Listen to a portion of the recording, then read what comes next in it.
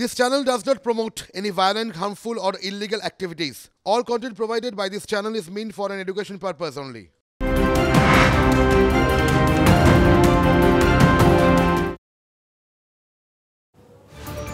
দেখছেন টিভি9 বাংলায় রয়েছে আমি শুভজিৎ মিত্র। রেশন দুর্নীতি কাণ্ডে গ্রেপ্তার জ্যোতিপ্রিয় ঘনিষ্ঠ শঙ্কর আঢ্য। দিনভর ম্যারাথন তল্লাশির পর ইডির জালে বনগাঁর প্রাক্তন পুর চেয়ারম্যান। 17 ঘন্টা জিজ্ঞাসাবাদের পর ইডির জালে বনগাঁ পুরসভার প্রাক্তন চেয়ারম্যান শঙ্কর আঢ্য।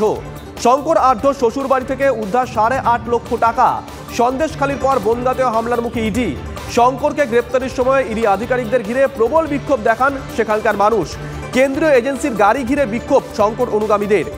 ইডির গাড়িতে ইট ছোড়ার অভিযোগ, ভেঙেছে এজেন্সির গাড়ির কাজ। যারা বিক্ষোভ দেখাচ্ছিলেন তাদের সামনের সারিতে ছিলেন মহিলারাই, অর্থাৎ একেবারে পরিকল্পনা মাফিক। ইডি আধিকারিক ও কেন্দ্রীয় বাহিনীর উদ্দেশ্যে লাগাতার গালিগালাজও চলে।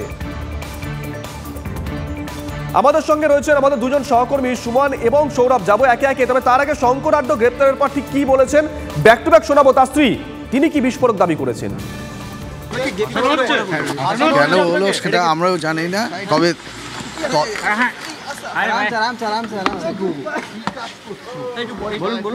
তবে যারা তদন্তকারী সংস্থা আছে আমি শুধু হাত জোর করে অনুরোধ রাখবো যেন তদন্তটা সঠিক হয়ে যেন মিথ্যা যেন না ফাঁসানো হয়, এইটুখানি অনুরোধ রাখবো।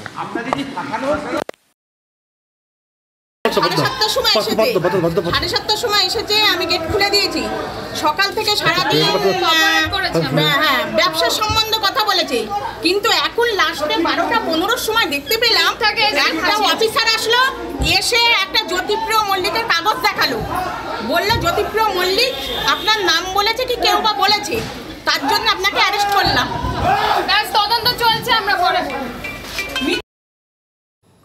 এই মুহূর্তে আমাদের সঙ্গে রয়েছেন আমাদের দুজন সহকর্মী, রয়েছেন সুমন এবং সৌরভ। একে একে যায়, সুমনের কাছে আগে যায়। সুমন, এই শঙ্কর আঢ্য তার বিরুদ্ধে অভিযোগটা ঠিক কি? দেখো, খুব পরিষ্কার করে বলছি, শঙ্কর আঢ্য তিনি বনগাঁ পুরসভার একেবারে পদস্থ কর্তা বলা চলে। তার কারণ বনগাঁ পুরসভার তার যথেষ্ট প্রভাব ছিল এবং এই রেশন বন্টন দুর্নীতি মামলায় তার সংযোগ পাওয়া গিয়েছে। জ্যোতিপ্রিয় মল্লিকের সঙ্গে তার ঘনিষ্ঠতা ছিল, তেমনটাই কিন্তু জানা যাচ্ছে। এবং এই রেশন বন্টন দুর্নীতি মামলার বেশ কিছু তথ্য এবং নথি তা কিন্তু এই শঙ্কর আঢ্যর বিভিন্ন যে বাড়িতে রেড হয়েছে সেখান থেকে উদ্ধার করা গিয়েছে, তার সাথে নগদ টাকাও বাজেয়াপ্ত করা গিয়েছে। দেখো, যেটা জানা যাচ্ছে যে এই শঙ্কর আঢ্য তিনি জ্যোতিপ্রিয় মল্লিক ঘনিষ্ঠ থাকার সুবাদে এই রেশন বন্টন দুর্নীতি মামলায় লাভবান হয়েছেন এবং সেই অভিযোগের প্রেক্ষিতেই কিন্তু ইডি তাকে গ্রেপ্তার করেছে।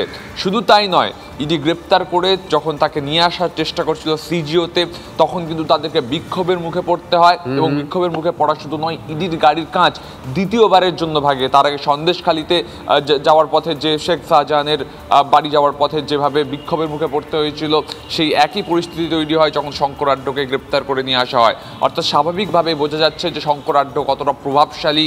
একদম, এখান থেকে সুমন প্রশ্ন, এখান থেকে প্রশ্ন। বিভিন্ন সময় আমরা দেখেছিলাম পার্থ চট্টোপাধ্যায় হোক বা অনুব্রত মণ্ডল, কেন্দ্রীয় তদন্তকারী সংস্থার যারা আইনজীবী আছেন তারা আদালতে সওয়াল করেছেন এদের জামিন দেবেন না, এরা প্রত্যেকেই প্রভাবশালী। অর্থাৎ শঙ্কর আঢ্যের অনুগামীরা দাদার জন্য কি কবরটা খুঁড়েই রাখলেন?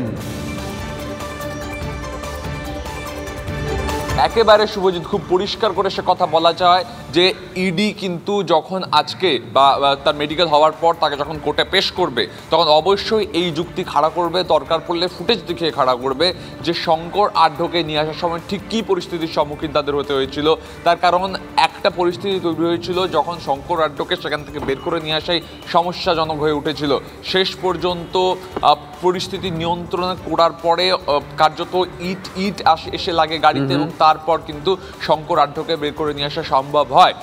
এবং এই যে যার জন্য এত মানুষ চলে আসছেন এবং তার প্রভাব ঠিক কতটা ওই এলাকায় এবং তিনি প্রভাব খাটিয়ে প্রমাণ লোপাট করতে পারেন, এই অ্যালিবাই কিন্তু ইডির কাছে প্রস্তুত এবং ইডি কিন্তু এটা কোর্টে অবশ্যই পেশ করবে, তেমনটাই আমরা সূত্র মারফত জানতে পারছি। সুমন, শঙ্কর আঢ্য স্ত্রী যে দাবি করলেন আমরা সকাল থেকে বারংবার শোনাচ্ছি, তিনি বলছেন সকাল থেকে সবকিছু ঠিকঠাক চলছিল, কাগজপত্র দেখতে চাইছিলেন ইডি আধিকারিকরা ব্যবসা সংক্রান্ত।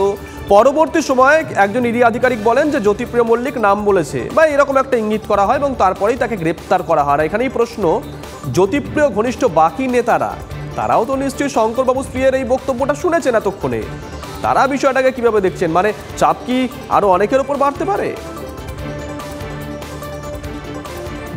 দেখো, জ্যোতিপ্রিয় ঘনিষ্ঠ নেতারা এখন ভাবছেন কি করে জ্যোতিপ্রিয় তকমাটাকে মুছে ফেলবেন।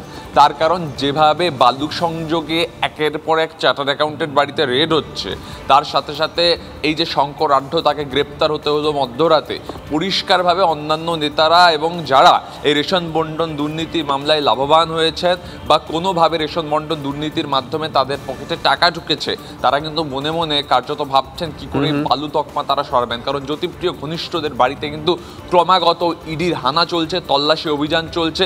এবং যে কথা তুমি বললে, শঙ্করাঢ্য স্ত্রী যে কথা বলছেন যে জ্যোতিপ্রিয় মল্লিক তার নাম করেছেন, জ্যোতিপ্রিয় মল্লিক কার কার নাম করেছেন সেটাই এখন একদম নজর থাকবে। সঙ্গে থাকো সুমন।